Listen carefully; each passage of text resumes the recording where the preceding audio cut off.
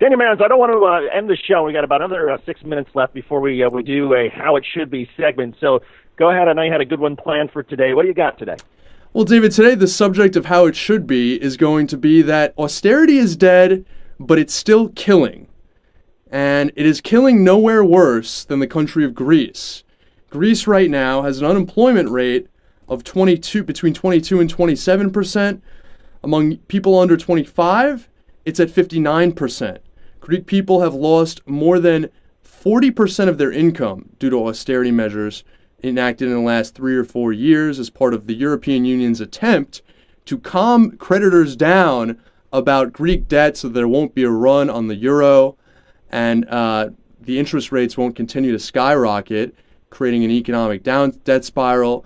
Of course, Spain is a close second with unemployment at 24%, 24 to 27%, and something like 56% among the youth. And they are a huge economy. Greece is only 2% of the European economy. Spain is a much larger portion of that economy. But it seems like in the past couple weeks, we've seen this accelerate into really scary territory. There was an article in the New York Times called Austerity Kills, in which there were descriptions of public health disasters that are now underway in Greece, the likes of which would horrify many people. Greece used to have a public program to spray for mosquitoes when the weather would get warmer.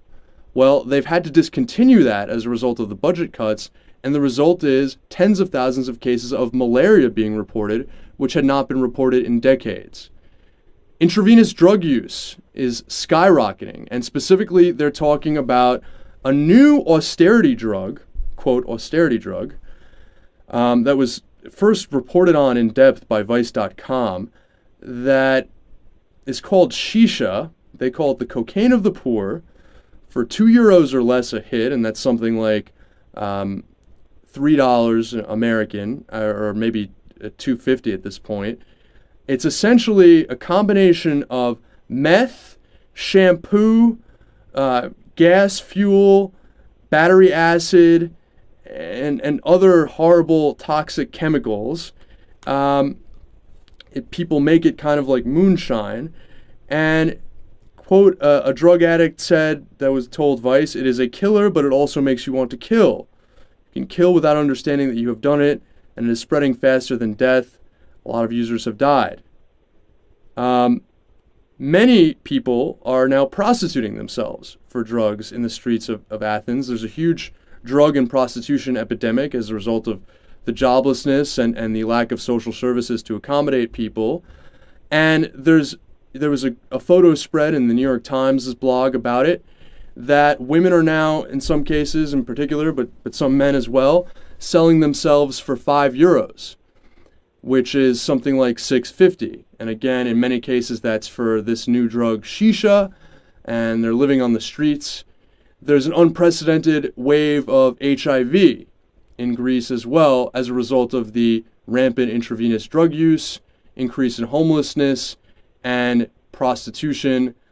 Of course, there's a lot of overlap in all of those phenomena. So at the beginning of this segment, I said austerity is dead, but it's still killing. Well, it's dead because, as I've discussed on this show and discussed on the segment, the economic theory underlying it has been completely discredited.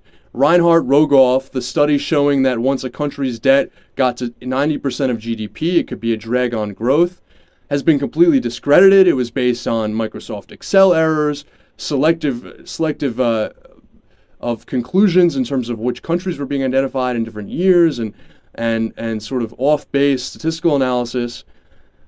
And yet, we've also seen that it has made things worse in Europe, though perhaps it has stalled off a run on the euro. I think the best metaphor for this is you don't tell a cancer patient to get their eating habits in order when they have cancer. You treat them, and I think that the same thing needs to be done right now in Europe. It's absolutely outrageous, and it lies at the feet of leaders like Angela Merkel, the heads of the richer European nations, and we need to act soon because it's just getting tragic. And that is definitely how it should not be.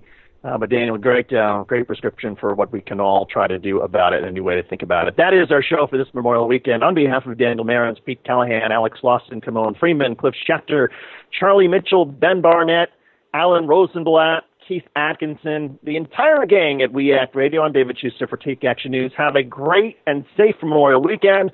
We will see you right back here next Saturday on Take Action News.